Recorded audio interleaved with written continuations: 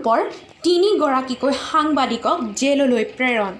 নামৰূপ থানাত পঞ্জীয়নভুক্ত হোৱা দুটা পৃথক গোচৰৰ ভিত্তিত আজি আৰক্ষীয়ে সাংবাদিক ক্ৰমে বিতুল বৰুৱা হিৰেন গগৈ আৰু সমীৰণ বৰুৱাক আটক কৰি ডিব্ৰুগড়ৰ কেন্দ্ৰীয় কাৰাগাৰলৈ প্ৰেৰণ কৰে এই সন্দৰ্ভত নাহৰকটীয়াৰ পৰা প্ৰেৰণ কৰা বিদ্যুৎ মহন্তৰ এক প্ৰতিবেদন চাওঁ আহক নামৰূপত দুটা কেছ ৰেজিষ্টাৰ হৈছে এটা কেছ 63/20 সেইটো under section 74(1) juvenile justice act আৰু read with section 23 POCSO act এইটো কেছত আচলতে এজনী পক্সো এক্টৰ আণ্ডাৰত এজনী মাইনৰ ছোৱালী আছিলে তেওঁৰ ওপৰত আচলতে কেইজনমান ৰিপৰ্টাৰে ভিডিঅ' ফুটেজ উঠাব যাওঁতে যোনটো আচলতে মানা আছে তেওঁলোকে তেনেকৈ ভিডিঅ' ফুটেজটো উঠালে সেইবাবে এটা কেছ ৰেজিষ্টাৰ কৰা হৈছে আৰু এটা কেছ ৰেজিষ্টাৰ হৈছে যোৱাকালি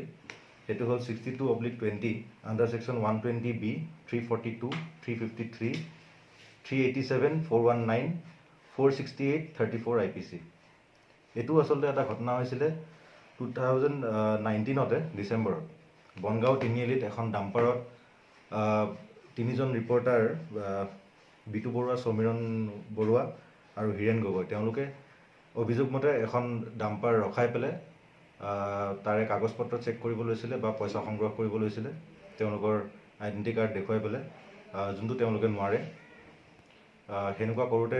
গোটেই তেওঁলোকে ৰাইজৰ ৰোষত পৰিছিলে আৰু তাৰপিছত আমাৰ পুলিচে ৰেস্কিউ কৰি লৈ আহিছিলে যদিও সেইখিনি সময়ত কোনো ধৰণৰ আমি FIR বা তেনেকুৱা একো তথ্য পোৱা নাছিলোঁ আমাক